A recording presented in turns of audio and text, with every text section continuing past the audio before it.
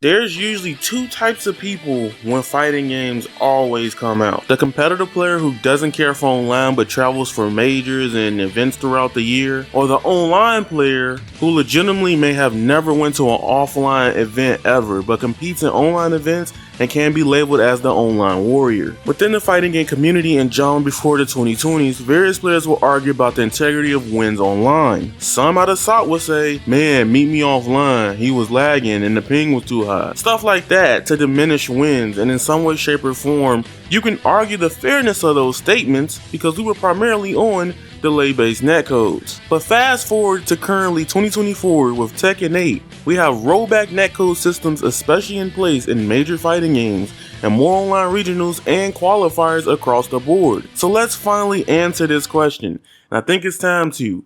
Does rank really matter online for fighting games? The answer is we should all be thankful for today's sponsors, Bloodline's Heroes of Lithis. Bloodline Heroes of Lithis is a hero collector fantasy RPG in 3D graphics. Enter the dark fantasy RPG of our sponsor, Bloodline Heroes of Lithis. Create your own unique legendary champions by combining bloodlines like elves, demons, demigods, orcs, dwarves, lycans, dragonborns, vampires, and a whole bunch more. With its own innovative hair system, breathtaking visuals, and Bloodline takes RPGs and gacha gameplay to an entirely new height. Mind you, it's absolutely free to play. I'm telling you, you should download it now with the link in the description down below. No, yeah, for real? That's it? Okay, nerds, I got you.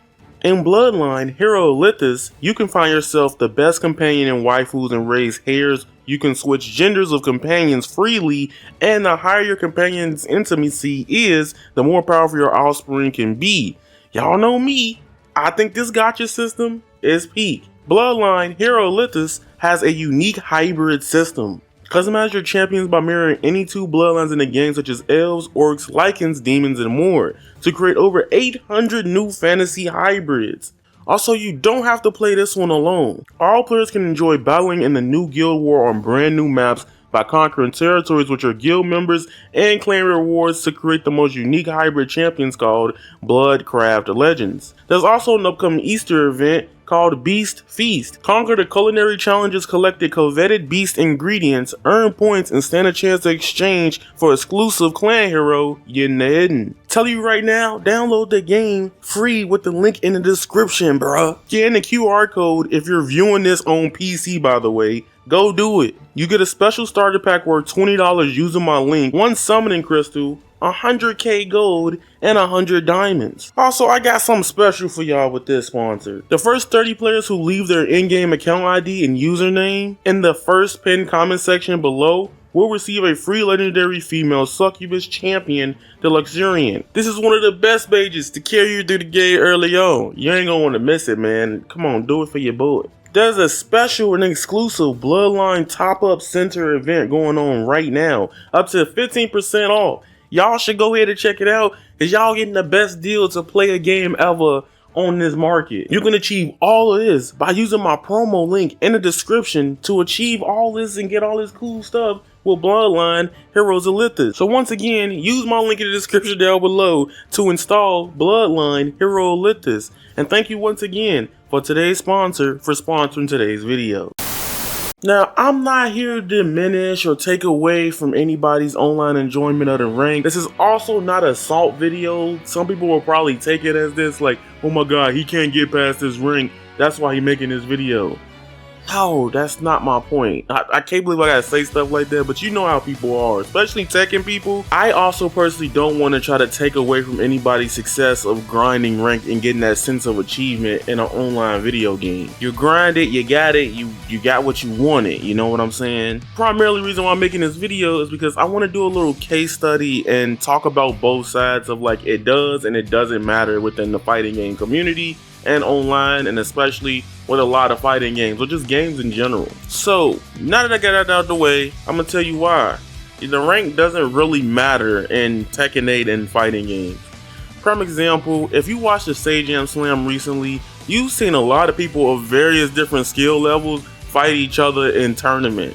And even though the people that have the higher ranks in the tournament, not everybody was winning that tournament altogether. Now, another big thing about rank that people don't like to actually factor in is that sometimes your queuing can be luck. You can have a matchup 5 times in a row that you're really good at fighting. And I can be real honest with everybody. There's some matchups that I just feel pretty dominant in with playing Azucena. Like, one of my favorite people to fight in the game now, and I hate it at the beginning, is Paul. Usually, I have a high success win rate against Paul, I believe. At least the last time I played Tekken, even in quick matches. So imagine you getting a popular character you're really good at defeating over and over again. You understand the matchup. You can have a faster rank time than everybody else. Essentially what I mean by that, somebody will be like, your rank is a reflection if you go outside or not. No, let's say you played the game for an hour. You lost 10 times in those hours. There's somebody else that could play within the same hour as well, or had good ranking and matchup systems in their favor. They won 8 out of 10 matches in their hour. So that means they're gonna have higher rank points than you across the board. That's generally how that works. Then again, I tell everybody this every time. I've been saying this ever since elementary school, bruh. Everybody doesn't learn at the same pace and same speeds. That is important. Your 100 hours on Tekken 8 can be different from somebody else's 100 hours on Tekken 8.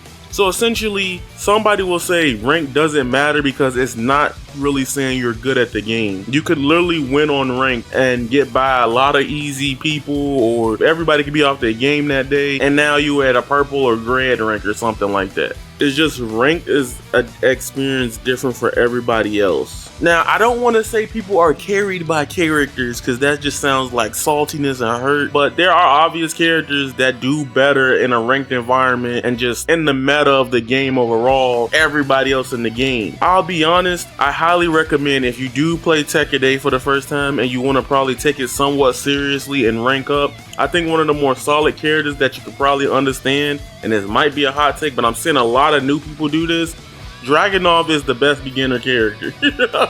I'm seeing a lot of people say this. Not when it comes to the intricate like snake councils or, you know, unique stuff like that. That comes with every character in Tekken. But from a general like game plan perspective, I see a lot of people running through the ranks with Dragunov faster than most other characters in the game, month and 1 into Tekken 8. That's another discussion for another day. Does the character you play on rank affect if you could get a good rank or not? And just to shut that down, no. For example, in Street Fighter 6, there's a lot of people that play Lily. Lily is looked as the worst character in that game. But then you got people like El Chicote and other players in that space that have already reached master rank, modern or classic, with that character. I think what affects your rank is your ability to grind out matchups and get the knowledge with your character. Some can be harder than others, but like I said, I don't think that really affects it either. But then again, for the toxic people that are boasting their rank, like if you're not this rank, you can't talk about nothing, or if you ain't reached a certain rank in Tekken, you know, you can't say this. I hate that mentality. Go say what you gotta say, man. Go spit what you gotta spit. Or at least provide evidence with it, at least, or why you feel this way. Make it make sense, okay? Like, for example, there's a lot of people that are hitting recently purple ranks or red ranks for the first time. That doesn't mean you're gonna win Evo. You're gonna win Tekken World Tour, because even if you do have those ranks, the ranks is the reflection of your grinding to get to where you're at. So it does give you a sense of achievement. Like, for example, if I hit red ranks, right, I'm not finna go try to beat Arsenal Ash at a, like, be for real. You know what I'm saying? But let's talk about the side that does matter, where people do feel like it's actually important. And a lot of things older FGC does not acknowledge or understand. Rank does matter, especially in Tekken 8. A lot of people don't realize everybody doesn't go to offline events, nor has plans to do that. People play games as they play every other video game. There's probably people trying out Tekken right now the same way they probably play Fortnite. They have no intention of going to a Fortnite tournament, any Fortnite LAN events, or any Fortnite invitationals in their life. They're playing Tekken and playing ranked the same way you play Fortnite ranked Q. And for many people, that is perfectly fine. I'm with you on that. Like, not everybody trying to go to Evo, man. So for a lot of people, seeing that PNG, that rank achievement matters because that's the only way they're gonna get it out of Tekken. So be proud if you got red ranks. Hey, be proud if you got green for the first time. be proud whatever rank you get to. That is the best way in modern day gaming, especially after COVID. Like, we're just gonna act like that didn't exist, to see you get some progress and playing the game. So I asked on my community tab, which y'all should subscribe and make sure you follow the Twitch so you don't miss out on my streams, man. Come on, come support your boy. You already watched the video to this point. So I asked on my community tab a spicy question of the day. Does your rank matter in fighting games? Y'all should go ahead and hit the subscribe button and also follow the Twitch in the description down below. I try to stream at least 3 times a week, so keep that in mind, but you don't want to miss out on these lit conversations we be having on the community, man. Come through. So I'm gonna decide to read off y'all takes and see what you guys say about ranked in fighting games. Blood Network Bro, he says, hot take, no, and many FGC influencers of pro players would agree that rank doesn't matter. Then they do some host stuff and call a player gold or red rank in a derogatory way. Anyone of a rank can beat anyone, but even people who believe that don't talk that way. That's a spicy one. That's a spicy one. Well, like, y'all do that all the time. It happens in every game too. It doesn't even happen in just fighting games. It happens in Valorant. Like, oh man, this man's silver, bro. He talking to me right now, and I rate it. And I'm like, bro, we supposed to be just chilling, having fun. You know what I'm saying? It also does suck when, like, you got people that diminish other people's rank because people just not playing rank. Z-Code Bleach says, if you're a competitive person, competitive as in pushing yourself to be improved, it does give you a general, not perfect scale of your skill level. I enjoy rank and let me reflect on my areas to improve. Learning more, at least for me, lets me enjoy the game more. That's the beauty of fighting games. I like to look at fighting games the same way as people look at Souls games. I think they're very one-to-one a lot of times, and a lot of people that play them come from both. In Soul games, to beat bosses, let's say Elden Ring with Margit, right? It's trial and error. You're learning to progress through your mistakes and learn the patterns of the enemy so you can overcome to move to the next part of the game. Same thing with fighting games. So if you look at that rank as a sign of trial and error of you getting better, I think that's perfectly fine, because in that way, it shows that you're gaining growth in various ways. I think that's a good way to gauge a sense of improvement in little increments. Like, you can know your game sense and knowledge, and you getting accumulated to the current game engine is very important. And this is the last spicy one I'm gonna read. Gaming Typhoon 8989. He says, rank doesn't matter when the game is new. I say after a few years of a game life cycle, that's when it starts to matter. That's an interesting take, because I have a hot take too with this. Month 1 rank is bogus.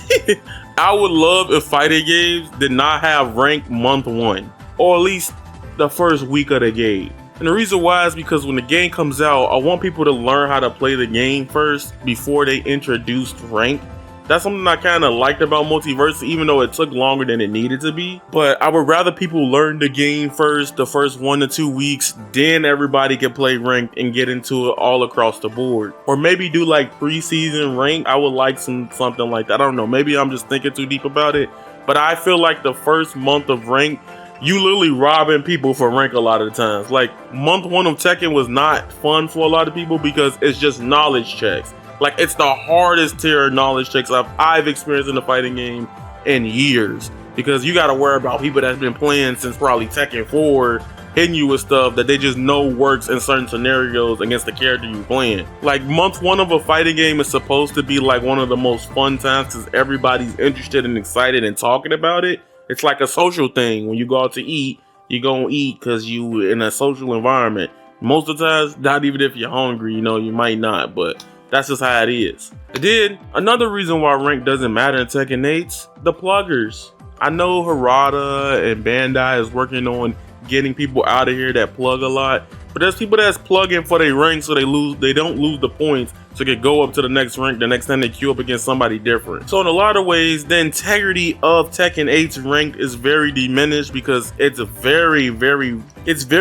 out there with Tekken 8. Like, people are just rage quitting to keep online points. So in a lot of ways, I can see somebody being like, Tekken 8 rank doesn't matter because people are not actually playing the matches out to earn their rank. They're just fishing for weaker opponents to get to the next rank overall. That being said, I wanted to have this discussion. Let me know how y'all feel about Tekken 8 and rank systems and fighting games across the board. Comment down below, let your boy know how you feel. Are you still playing rank? What rank are you in Tekken 8? Subscribe for more videos. I got a lot of gameplay Tekken 8 stuff I'm going to be doing in the next couple weeks. So remember, you guys are golden, and that is raw. Squalla, peace, and I'm out.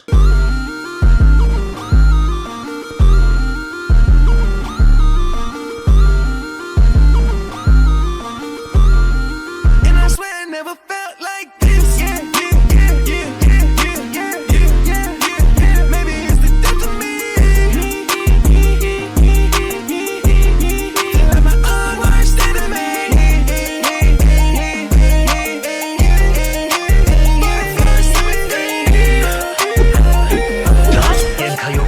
All right, who's next? Let's see who's stronger.